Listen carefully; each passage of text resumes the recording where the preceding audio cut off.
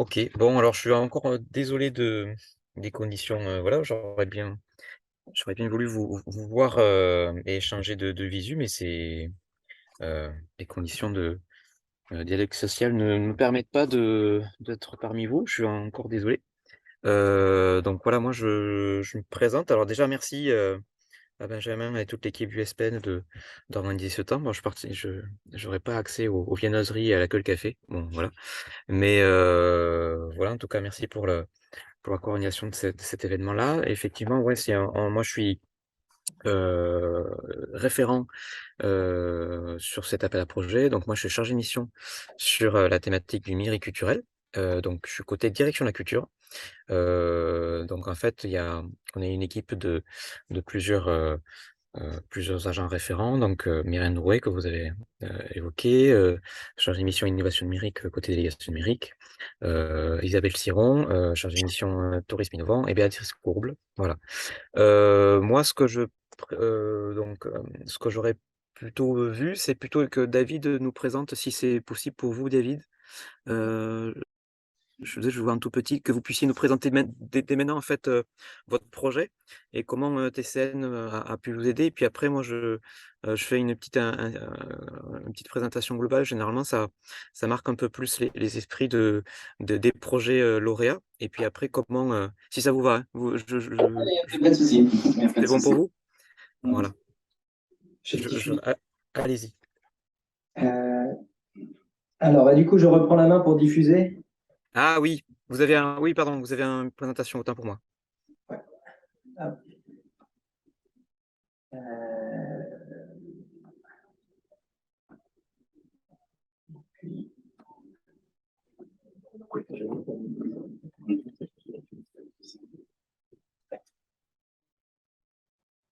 Donc, en fait, je vais vous présenter donc rapidement, je vais vous expliquer ce qui est Kidiwi et ce qu'on fait.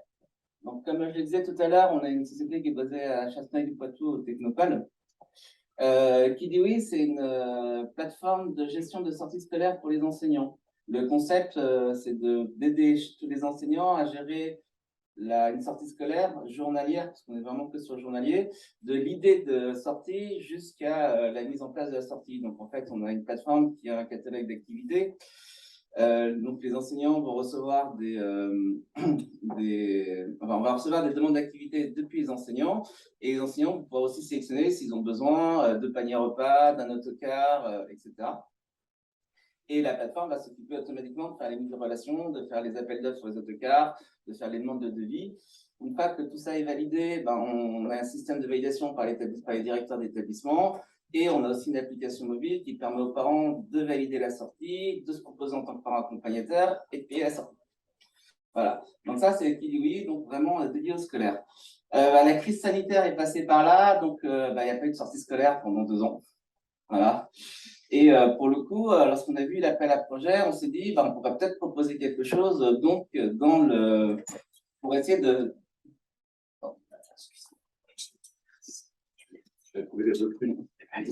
On est en ligne, s'il vous plaît.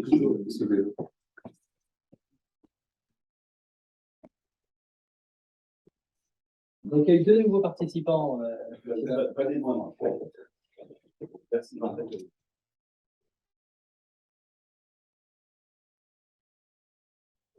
Donc, voilà. Et donc, test sanitaire, on s'est dit, si on ne peut pas faire venir les élèves dans les musées, on va essayer de faire venir les musées dans les classes.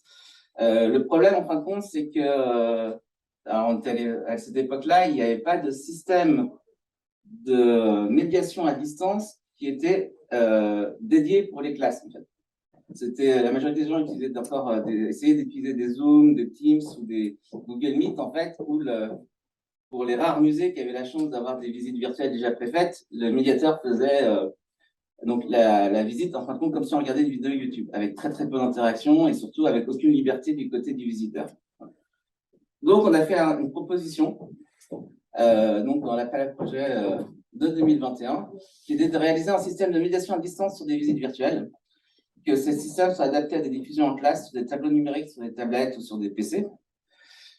On voulait essayer de reproduire au maximum la liberté d'un visiteur en présentiel, Alors, je vais expliquer un peu plus tard ce que ça veut dire. Et on a voulu rajouter énormément d'éléments pédagogiques, en fin de compte, pour les classes pour insérer dans la visite. Donc, bien sûr, ça passe par des cartables, mais ça passe aussi surtout par un système de QCM, voilà, d'exerciceurs qui peut être envoyé à chaque visiteur. L'autre chose aussi qui nous tenait à cœur, parce que on a vu que dans les musées, on ne fait pas la même visite à des primaires qu'à des collégiens, qu'à des lycéens.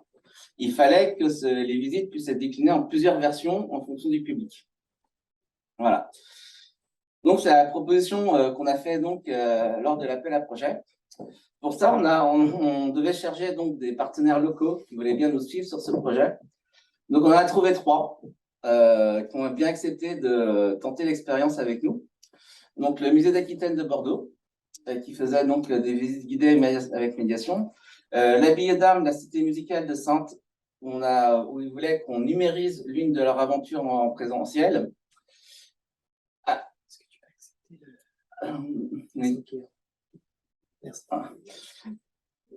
Et en fait, on avait 100 millions, voilà, mais ça n'a pas pu se faire parce qu'on n'a jamais eu les autorisations de la mairie en fait, pour faire les prises de vue. Voilà.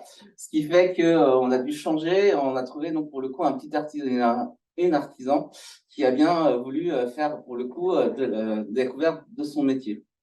On s'est aussi appuyé donc pour les prises de vue, puisqu'on parle de visite virtuelle, hein, sur une agence locale qui s'appelle IBLab, qui était au Technopole à l'époque, qui était spécialisée dans la captation en 360. Voilà.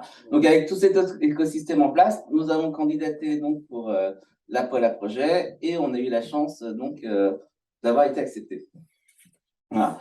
Ce qu'il faut savoir, c'est que quand on a lancé quand on a candidaté à cet appel à projet, on n'avait pas de produit, on avait juste une idée. Voilà, donc on est vraiment parti de rien, juste de l'idée en disant, voilà, on voudrait faire ça, on pense que ce sera très intéressant pour tout le monde. Voilà. Donc, est-ce que je pousse un petit peu ça. Donc, comment ça s'est passé en fin de compte? Une fois qu'on a été accepté, on a contacté donc chaque lieu culturel et touristique. On leur a commencé à étudier quel va être le cadre de l'expérimentation. On ne pouvait pas se permettre, par exemple, de faire tout le musée d'Aquitaine. C'était un peu trop grand. Donc, on a dû faire des choix, en fait, sur quelle était la cible et qu'est-ce qu'eux, ils voulaient faire. Donc, on a fait ça pour tous les partenaires.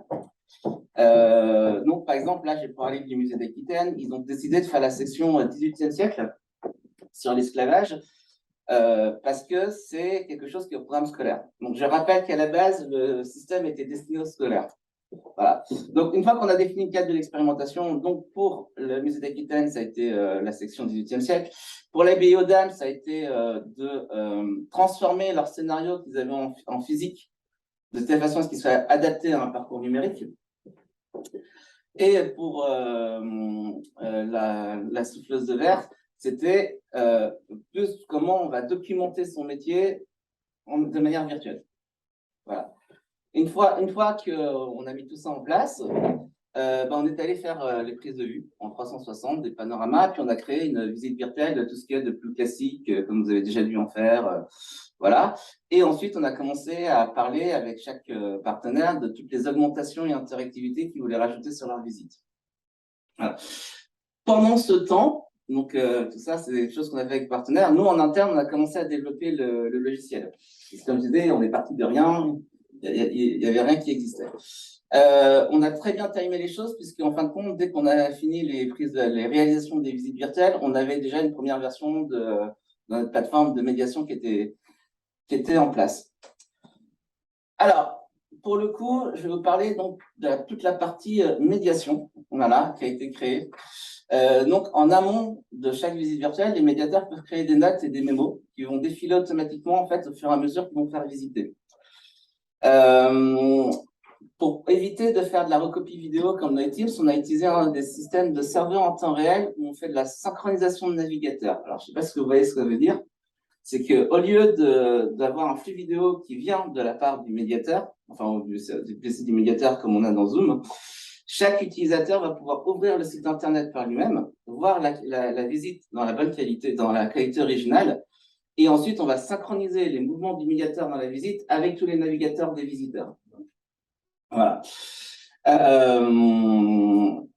Et il va pouvoir créer lui-même ses QCM avec des boutons en fait, qu'il va créer, qui va permettre de déclencher quand il veut dans la visite.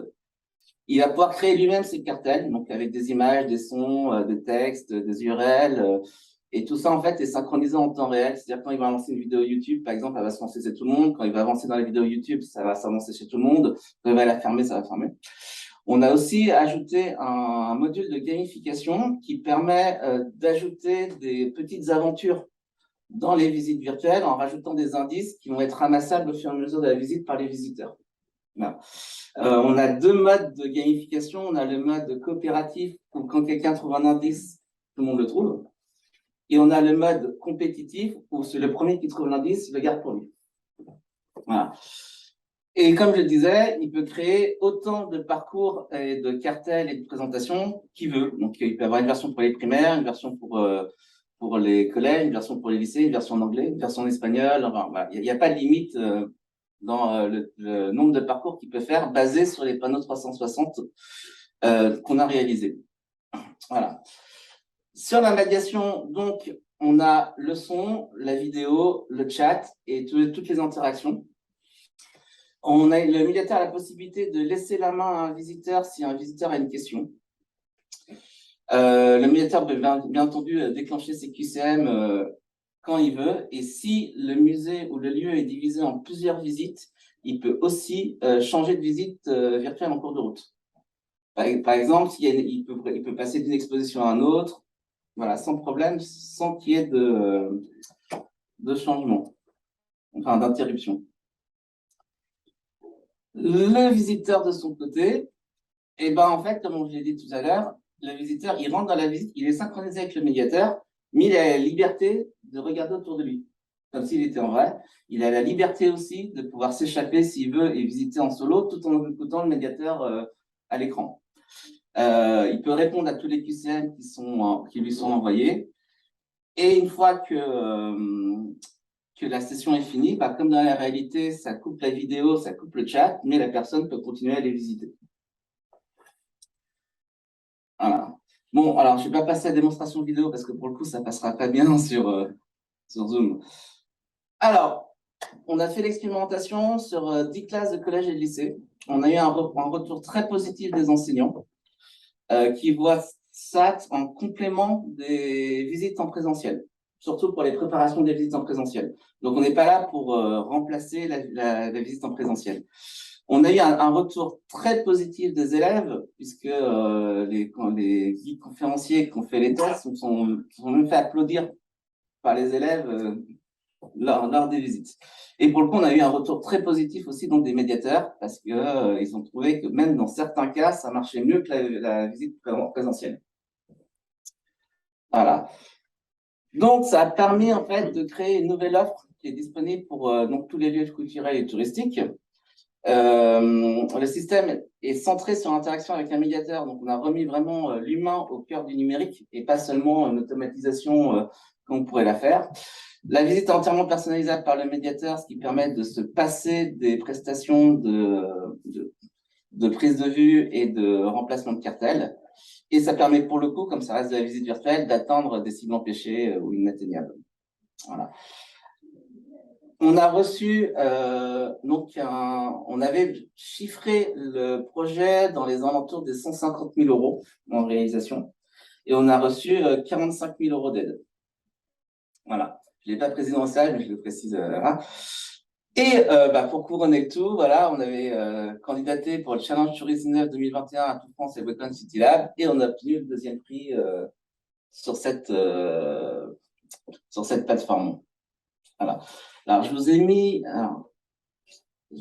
mon email si vous voulez me poser des questions en bas. Donc, n'hésitez pas à m'envoyer des emails et me poser des questions. Voilà. Et peut-être si vous avez des questions en live. En live, oui, n'hésitez pas.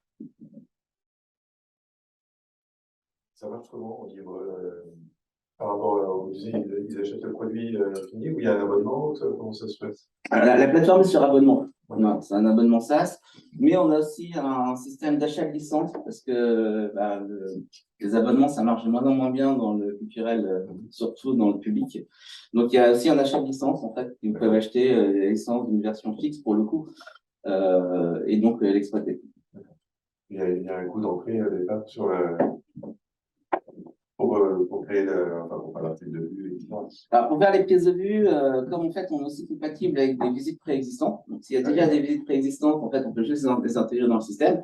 Après, chaque lieu est libre de faire appel à n'importe quel prestataire pour faire la prise de vue. Donc, parce qu'on n'est pas lié à une technologie, c'est pas une technologie à nous, quoi. Donc, n'importe, par exemple, là, c'est Libellab qui avait fait. Je sais que le musée d'Aquitaine a fait appel à un autre prestataire pour faire une autre visite et qui a pu être intégré très facilement dans le système. Donc, il n'y a vraiment pas d'entrée, il y a juste soit Voilà. un abonnement, soit C'est ça. licence. C'est ça. Et ça, c'est à combien à peu près? Alors, mesure ou...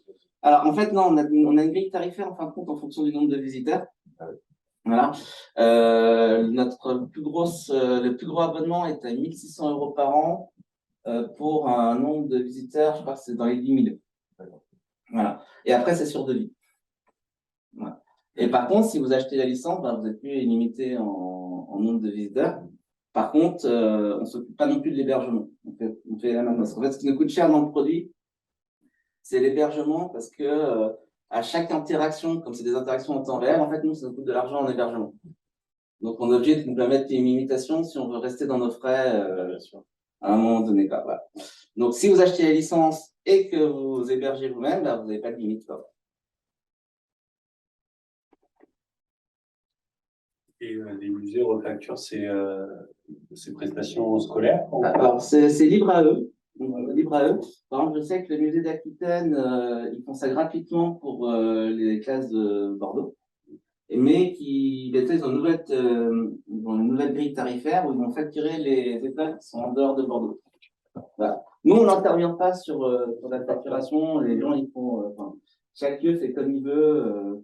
Il y a un module de mot de passe pour montrer après Alors, dans le côté, effectivement, back-end d'administration, il y a tout un système de mot de passe, un système d'administration où l'administrateur peut gérer tous ses médiateurs, autoriser certaines visites sur certains médiateurs et pas sur d'autres. Enfin, il y a tout un système de gestion de droit, etc. Okay. Par contre, du côté visiteur, c'est uniquement un lien Internet sur lequel il a besoin de cliquer. Ah oui, les gens ne se loguent pas pour... Non, ils n'ont pas besoin de loguer, voilà. Par contre, le médiateur reçoit donc le nom de la personne et son email et il va valider son entrée dans la visite. Voilà, sinon, il le refuse et puis la personne se retrouve coincée sur le login. Voilà. Et tu as dit que vous aviez candidaté à l'appel à projet sans avoir de produit? Non, on avait juste l'idée. Ok, donc là, ça c'est possible peut-être que Franck va développer là-dessus, mais Oui. de candidater sur une idée et pas forcément sur quelque chose qui est déjà parti. C'est ça, donc on a candidaté sur une idée, on avait quand même fait une étude de faisabilité dessus et aussi, donc pour le coup, une estimation des coûts que ça allait nous coûter pour la mise en place. Mais effectivement, sur le module de visite virtuelle et de synchronisation de gestion, on n'avait rien, on est parti from scratch, quoi. Ok, trop. S'il n'y a pas d'autres questions, je propose que Franck enchaîne avec la présentation côté région. Normalement, tu peux prendre la main sur le partage. Pas encore. Non? Alors attends. Vous pouvez pas démarrer le partage d'écran. Voilà. Arrêtez le partage. Là, j'ai arrêté le partage. Voilà. Très. C'est bon pour vous? C'est bon. Ok. Bon, ben merci David pour cette présentation. C'est vrai que nous, on aime bien commencer ces sessions d'information ces matinées avec présentation de porteurs de projet. Juste pour information, c'est la 3e. On en a fait une première au 400 à Brive, qui est une structure qui travaille sur l'inclusion numérique, bureau partagé, voilà, un modèle associatif. Le 2e était à Marmande, sur le festival Técart, qui est porté par la ville de Marmande, qui a un gros projet autour du de la création et numérique. Et donc, encore merci pour l'accueil, même en ligne, voilà. Donc aujourd'hui, moi, ce que je vous proposais, c'est voilà juste remettre un peu des choses dans le contexte. Vous avez vu une expérimentation de Kiwi a pu partir du concept jusqu'à la réalisation grâce à l'appel à projet Tourisme Culture Numérique. Alors attendez, je vais juste bouger voilà. Donc en fait, cet appel à projet, il est issu d'une première réflexion, au sein de la région, qui était d'essayer de travailler sur le croisement de besoins entre la dimension numérique, la dimension touristique et la dimension culturelle, qu'on avait déjà testé, sur un appel à projet qui s'appelait Eventech, qui était plutôt dédié à soutenir des organisateurs d'événements culturels dans leur, on va dire, dans la transformation numérique en lien avec le tourisme. Et en fait, de 2017 à 2019, il y a eu un très beau succès de cette AMI. Et en 2020, en fait, voilà, comme tous, vous avez subi la crise sanitaire due à l'épidémie de Covid. Et dans ce cadre, la région a souhaité mettre en place un plan de relance avec justement une relance de cet appel à projet Tourisme Culture Numérique, qui a donné lieu à 2 premières éditions, donc 2021 et 2022. Donc là, en 2023, c'est la troisième. Et en fait, en gros, on est vraiment sur des candidatures pas vraiment importantes, mais vraiment très structurantes. On est sur 97 candidatures, 25 projets lauréats. Et par contre, voilà, on est sur une enveloppe de près d'1,3 million, c'est-à-dire qu'on vraiment en soutient des projets qui peuvent être vraiment structurants pour l'ensemble des partenaires qui peuvent être autour d'un même projet.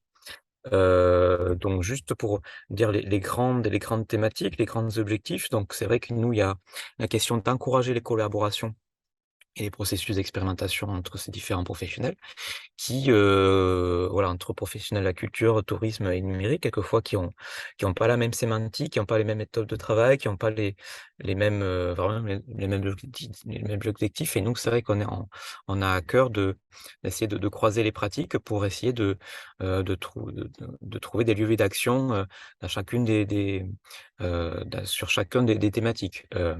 Et du coup, dans ce croisonnement-là, on essaie de soutenir la pérennisation de l'activité économique, soit d'un partenaire touristique, d'un partenaire culturel, enfin, un porteur de projet touristique, un porteur de projet culturel, un porteur de projet numérique. Et voilà, et globalement, c'est voilà, consolider et développer un tourisme culturel responsable des proximités. C'est vrai que, avec le confinement, il y a eu une volonté de revenir un petit peu de la part des publics, des habitants sur leur territoire et de voir comment, ils peuvent un petit peu, se redécouvrir le territoire. Et en fait, cet appel à projet-là, c'est, essayer de reconnecter un petit peu les habitants, les touristes et les sites de visite et les porteurs de solutions non numériques. Voilà. Et ce que je disais, voilà, diffuser les bonnes pratiques interfilières. Quelquefois, un opérateur culturel a du mal à voir quelquefois qu'un opérateur touristique peut avoir des solutions ou des pratiques qui peuvent être intéressantes pour lui. Quelquefois, les opérateurs touristiques ont peut-être besoin aussi d'une vision artistique ou culturelle, de contenu pour faire venir, pour essayer de développer un petit peu leur offre, on va dire ça comme ça. Voilà, donc on est à cet endroit-là. Les projets, alors ce que disait David, c'était un peu ça, c'est des projets culturels qui sont inscrits dans une démarche novatrice. Donc là, le projet de Kidoui, c'est vrai qu'on sur le territoire, et vraiment au national, je pense on a il y a lorsque David nous a présenté, je pense qu'on peut dire, David, c'était au-delà du concept quand même. Vous aviez quand même suffisamment turbiné quand même pour pouvoir présenter quelque chose Oui, de oui. On a vraiment fait, comme je disais, une vraie étude quand même de voilà, avec une vraie faisabilité, étude, avec voilà. voilà. Et en fait, cette réflexion-là vous a amené à trouver des partenaires sur les territoires dès en amont de la candidature. Donc, il y a l'idée du concept, mais qui était vraiment affiné sur cette étude-là avec la mise en place de partenariats qui étaient assez structurés. Et c'est vrai que nous, c'est ce qu'on cherche en fait, c'est à la fois voilà, des projets qui améliorent l'expérience du public. Donc là, c'était le musée d'Aquitaine, David, c'était ça qui était un des premiers partenaires? Alors, le premier partenaire à avoir signé, effectivement, c'est le Musée d'Aquitaine, suivi Voilà, par donc, la Biodame, l'Institut musical. voilà, exactement. Voilà, donc l'expérience du public. Donc là, effectivement, on est sur une expérience qui ne vient pas remplacer la visite physique, mais qui vient la préparer ou l'augmenter. En fait, on est là-dessus. Et donc, effectivement, c'est des projets on essaie de soutenir le déploiement, enfin le modèle des sites de visite, comme les partenaires dont tu as cité. Voilà, donc la question aussi de la diversification des publics, que des habitants d'autres territoires puissent avoir accès au parcours du musée Aquitaine ou l'abbaye de Dame. C'est quelque chose que le numérique permet de faire pour pouvoir préparer un autre type de visite en présentiel cette fois-ci.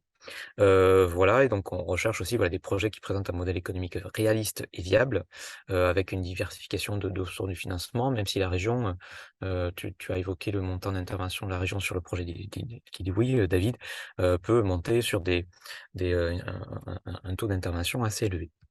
Voilà, donc les cibles, voilà, on est sur des cibles assez larges. Ça peut être des opérateurs culturels, ça peut être des opérateurs touristiques, des acteurs de la filière numérique, quel que soit leur statut juridique.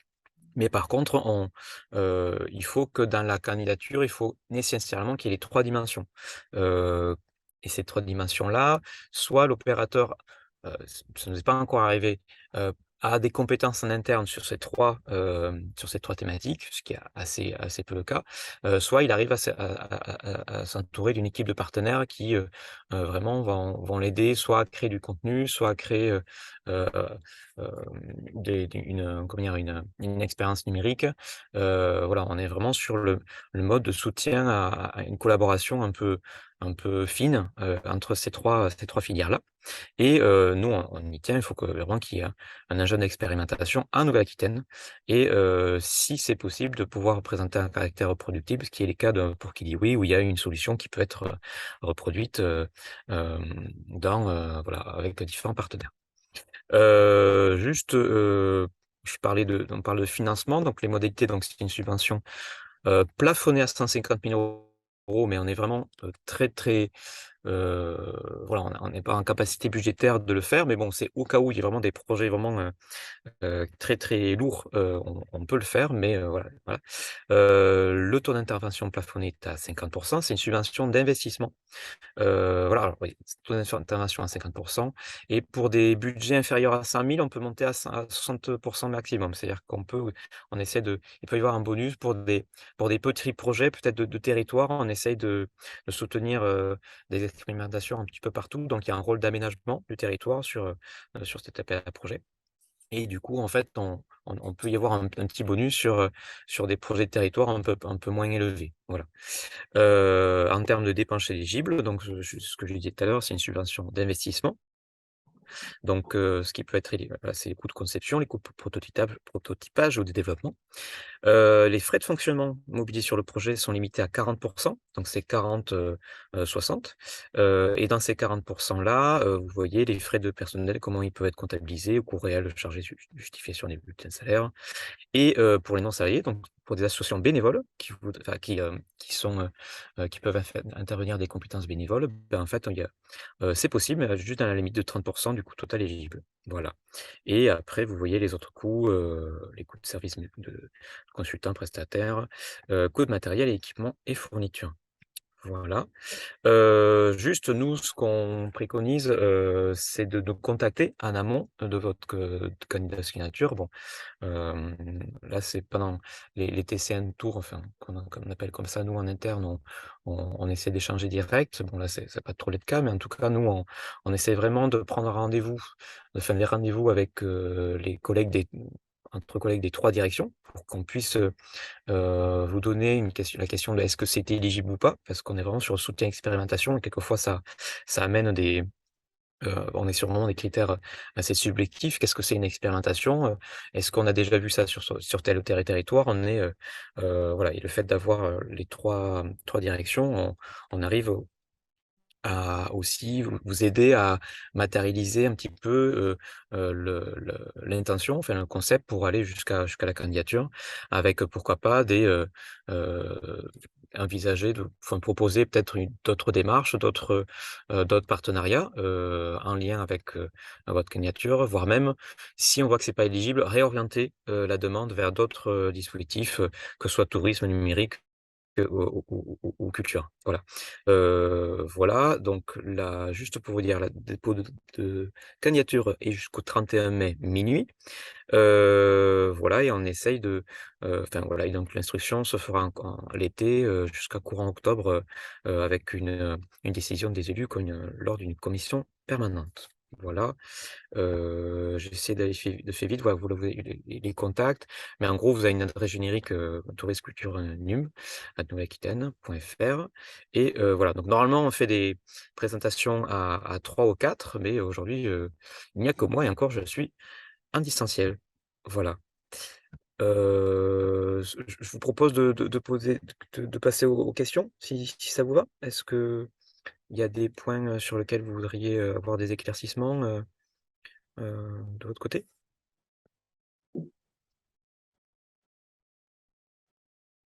C'était très clair, dis donc. C'était très clair du coup. Alors, s'il n'y a pas de questions sur le dispositif, peut-être que vous voulez peut-être évoquer, vous voulez qu'on puisse, échanger peut-être sur votre ah! Je vois une question. Oui, Helmut a une question. Est-ce que vous pouvez activer votre micro ou la poser sur le chat?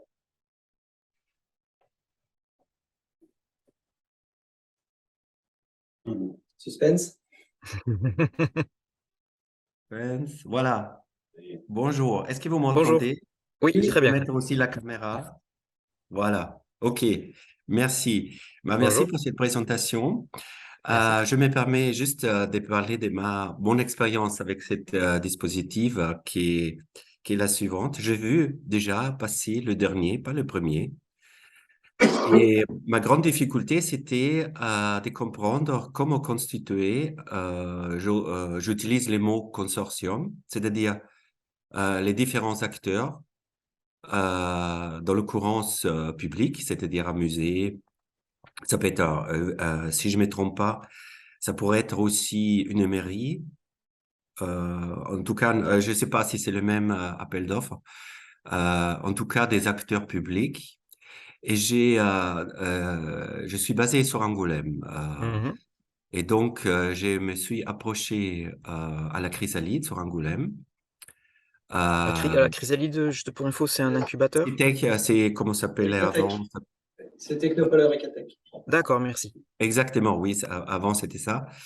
Et je me suis approché à eux justement avec cette demande. J'ai une idée. On peut le dire, voilà, je ne sais pas si c'est mûr, pas mûr, tous ces vocabulaires qui après on entend. Mais je disais, ça que j'ai besoin d'être mis en relation avec des acteurs publics. C'est ça ma problématique, en fait.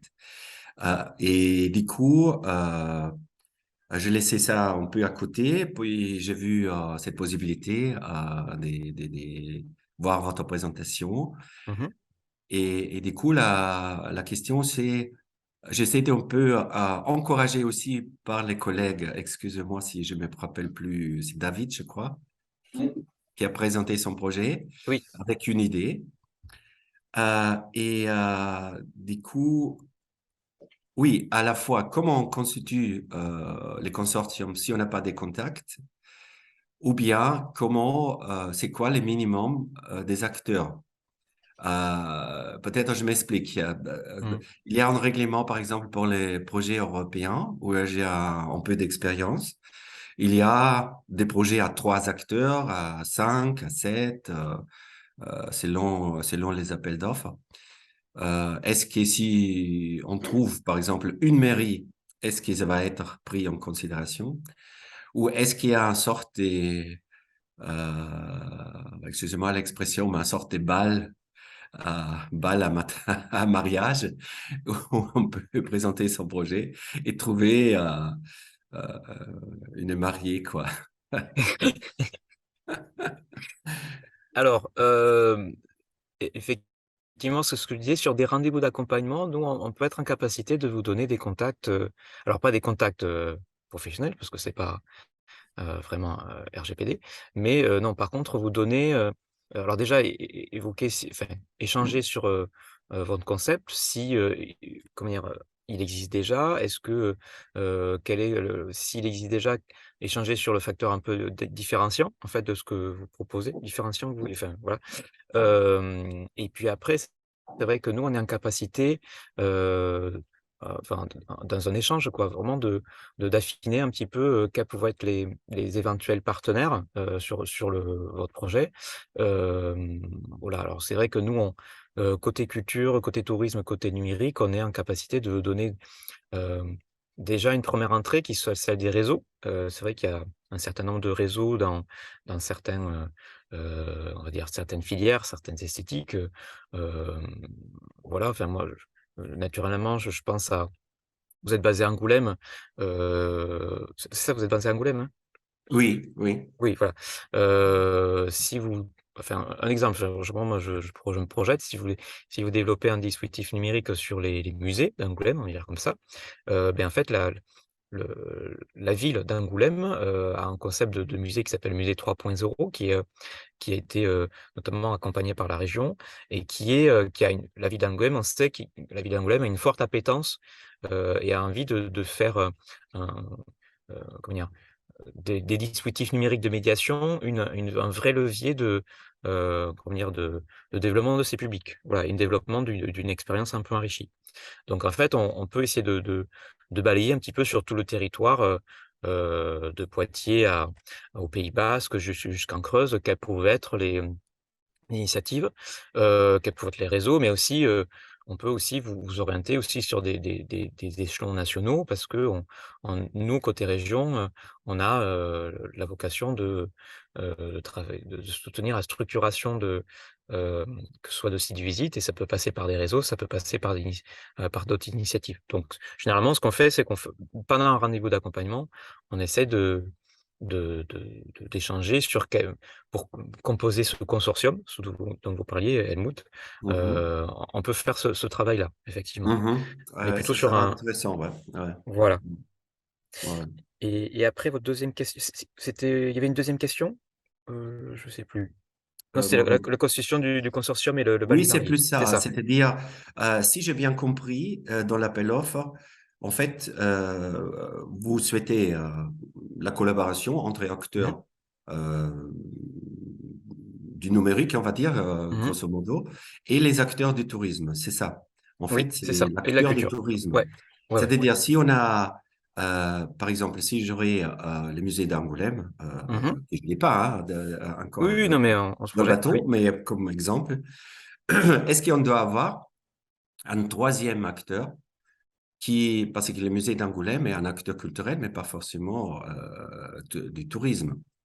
Oui, Il nourrit le tourisme, si on veut, mais il n'est pas exactement. du tourisme. Alors, est-ce qu'on doit avoir un troisième qui représente le tourisme tel quel? C'est Alors, ça que j'ai pas trop ouais, compris. quand on parle de mise en tourisme, généralement, on essaye de soutenir des actions qui sont, là pour, développer une nouvelle offre, d'un opérateur culturel. Je m'entends, enfin essayer généralement les opérateurs touristiques ont une plus grande capacité, à, aller chercher d'autres types de publics, à avoir comment dire? À constituer une offre, plus efficiente, on va dire ça comme ça, que des opéras culturels, qui quelquefois, vraiment je caricature, vraiment les démarches des opérateurs culturels quelquefois, sont plus dans une démarche conventionnelle, de médiation avec des publics, dont ils ont l'habitude d'accueillir. Voilà et quelquefois cette collaboration entre opérateurs culturels, donc sites de visite ou tout type d'opérateur culturel, ça peut être aussi, du spectacle vivant, du cinéma, arts plastiques et visuels, enfin, patrimoine, on en a parlé tout à l'heure. Donc ces opérateurs-là, quelquefois, peuvent trouver dans les pratiques des opérateurs touristiques, heu, un effet levier, quoi. Donc si, nous, c'est pas la nécessité d'avoir des partenaires, c'est plutôt les dimensions. C'est pour ça on parle de dimensions. D'accord. Quand on parle d'animation, il peut y avoir, justement le musée Angoulême, a, en interne une personne qui a envie de soutenir une expérimentation un peu novatrice, parce qu'elle a cette appétence-là, voilà. Alors que le musée Angoulême est, plus un opérateur culturel qu'un opérateur touristique. Mais, comme vous dites, la culture nourrit le tourisme et voilà, un opérateur culturel en tant que tel peut être, opérateur, touristique, mais aussi opérateur numérique.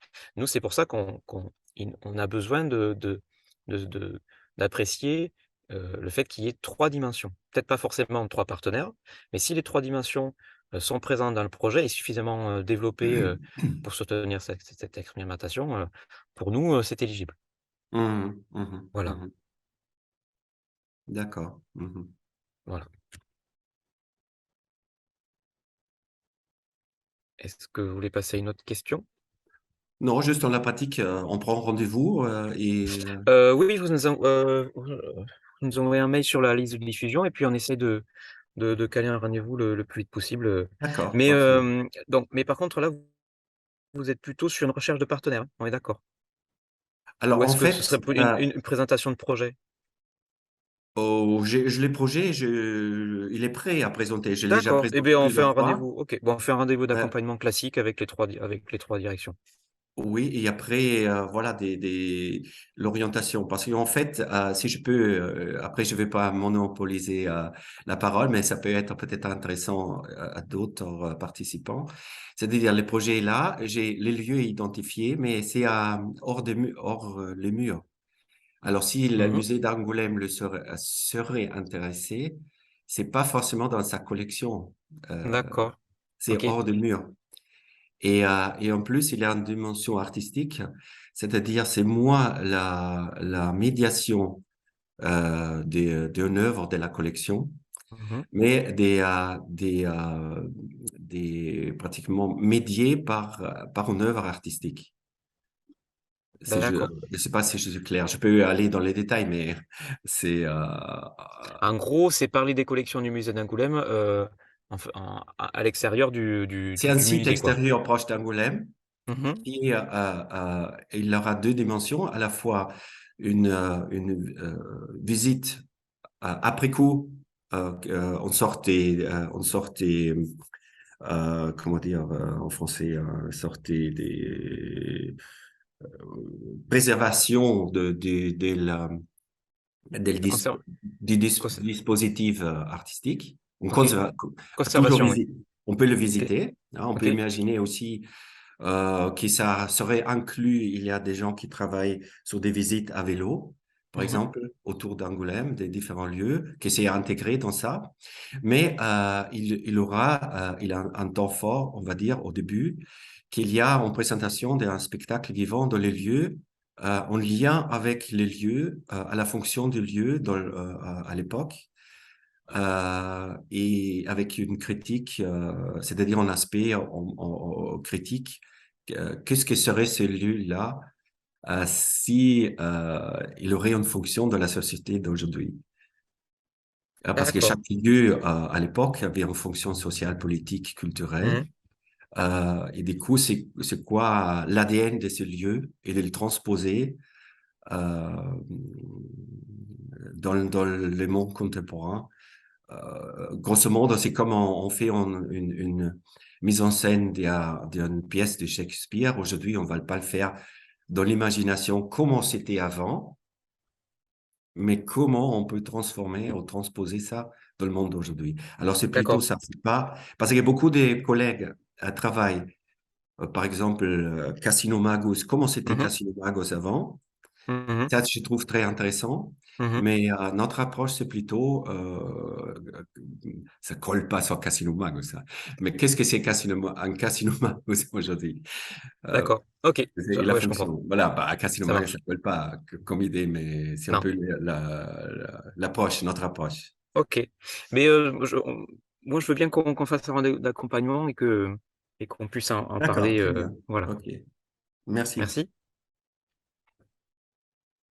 Est-ce qu'il y a d'autres questions dans la salle ou à distance?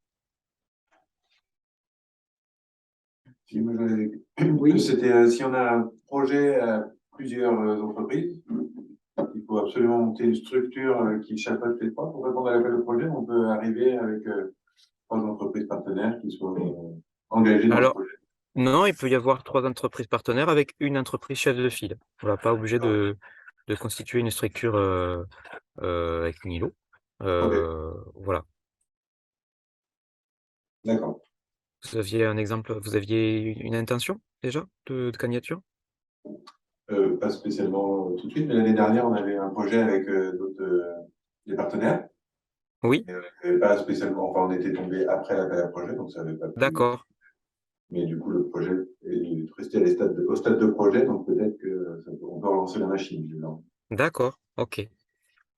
Ben, comme avec échange avec Helmut, on peut faire un rendez-vous si voilà de préparation enfin, d'échange. Voilà.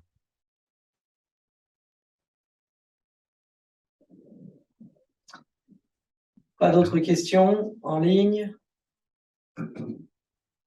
Bon, bah, c'était clair, a priori, Franck. Merci. Merci à vous. Merci pour la présentation.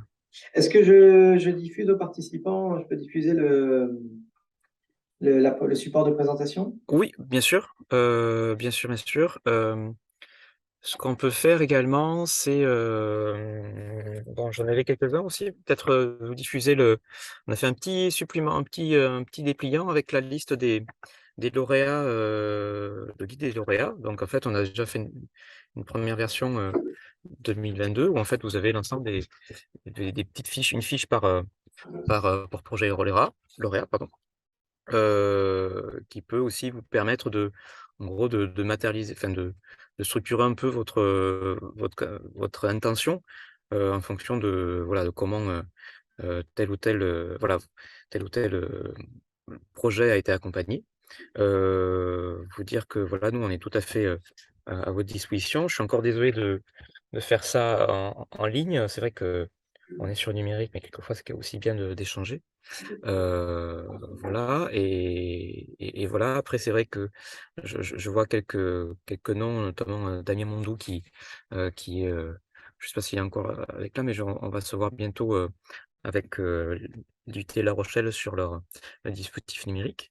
Mais voilà, en tout cas, moi, nous, on est tout à fait, on se rend, accessible pour, échanger avec vous, sur des projets quelquefois qui peuvent être un peu, hem, complexes à structurer vu que, ouais, il y a cette animation, mais, je vous cache pas que les projets lauréats, on est assez fiers de l'impact, de ces collaborations et comment la région arrive à soutenir ces collaborations-là. Voilà. Très bien, bah, merci beaucoup Franck. Et puis bah, merci à Bah, tous merci à vous. d'avoir été présents soit ici à Cobalt, soit en ligne. Et puis bah, bon courage Franck pour la route. Merci. Bah, je repars sur Limoges, voilà. Bon, bah, ça marche. Puis profitez bien de l'accueil café.